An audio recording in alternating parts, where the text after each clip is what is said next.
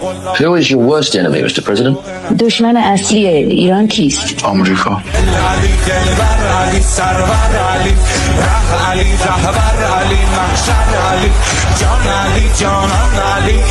ہوتی ہیں تو پھر جو صحیح سمت پہ جنگ لڑنے والا ہوتا ہے وہ کوشش کرتا ہے کہ دشمن کے بچوں کو، دشمن کے ہاسپٹل، دشمن کے سویلین آبادی، ان کو ٹارگٹ نہیں کرتا. جو سمجھدار دشمن ہوتا ہے وہ اس کی جو طاقت کی کیپیسٹی ہوتی ہے جس جگہ پہ، اس کو ٹارگٹ کرتا ہے.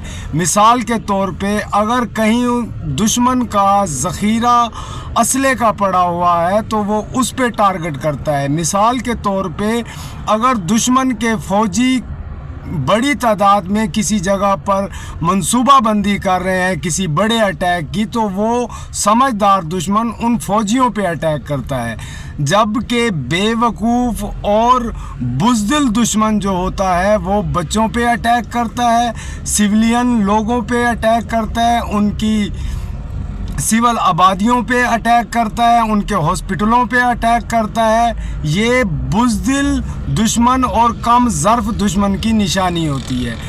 تو یہ سلسلہ تو اب چلتا رہے گا. سننے میں آیا ہے کہ کراچی شہر کے اندر بھی اس ٹائم پٹرول کی شدید کمی پائی جا رہی ہے، اور دیکھنے میں لگتا ہے جس طریقے سے حالات ہیں کہیں یہ 2 دن میں ان کا اسٹاک ختم نہ ہو جائے، جس طریقے سے پمپوں پہ رش لگا ہوا ہے.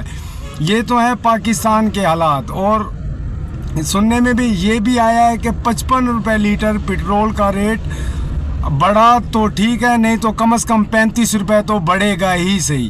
اور اسی طرح آنے والے جتنے دن ہیں ان میں مزید مہنگا ہونے کا بھی خرچہ ہے.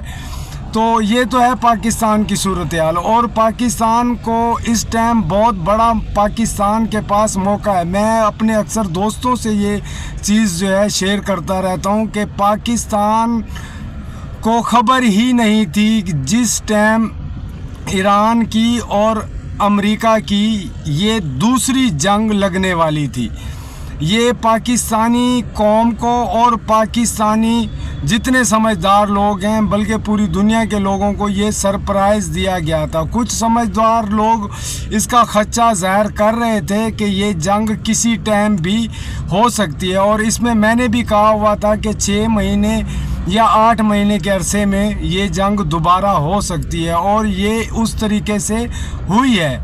اور مزید آگے جو ہے اب جو ڈاٹ بتا رہے ہیں کہ یہ آنے والے کئی مہینوں تک جاری اور ساری رہے گی. اور اس میں سب سے بڑا نقصان جو ہے وہ اسرائیل کی عوام کا ہے. اس کا کچھ اس طریقے سے نقصان ہے کہ وہ بنکر کے اندر، جو زمین کے اندر بنکر ہوتے ہیں ان میں وہ رہنے پر مجبور ہیں. اور یہ بنکر اگر اس کو اچھی نگاہ سے دیکھا جائے تو آپ زمین کے اندر 10 دن گزار سکتے ہیں، 15 دن گزار سکتے ہیں، 20 دن گزار سکتے ہیں. اگر آپ کا جسم بہت سخت اور سہنے والا جسم ہے تو آپ 1 مہینہ بھی ان بنکرز کے اندر رہ سکتے ہیں. اور 1 مہینے کے بعد ان بنکرز کے اندر سے بدبو، تعفن اور ایسی چیزیں جو ہیں وہ پھیلنا شروع ہو جاتی ہیں. اور دوسرے نمبر پہ انسان جو ہے ذہنی مریض بھی ہونا شروع ہو جاتا ہے اور کئی بیماریوں کا گڑھ بن جاتا ہے. اس سے یہ ہوتا ہے کہ اگر انسان باہر کی ہوا، آب و ہوا نہ لے، وہ کمرے میں بند رہے ہر ٹائم، تو بیماریوں کا گڑھ بن سکتا ہے. تو اسرائیلی عوام اس وجہ سے بہت زیادہ پریشان ہے. اور اس کو سوچتے ہوئے نیتن یاہو اور ڈونلڈ ٹرمپ یہ بھی اس کو لے کے بہت زیادہ پریشان ہیں، کیونکہ انہوں نے سوچا تھا کہ ہم اس جنگ کو 4 سے 5 دن کے اندر ختم کر دیں گے، ان کو گھٹنوں پہ لے آئیں گے. لیکن یہ جنگ بتاتے ہیں کہ یہ جنگ اگلے کئی مہینے تک جاری اور جاری رہے گی، اور اس میں شدت آئے گی. اور اس میں شدت کے بعد پوری دنیا میں جو بحران آئے گا وہ بھی سب دنیا کو سوچنے پر مجبور کرے گا.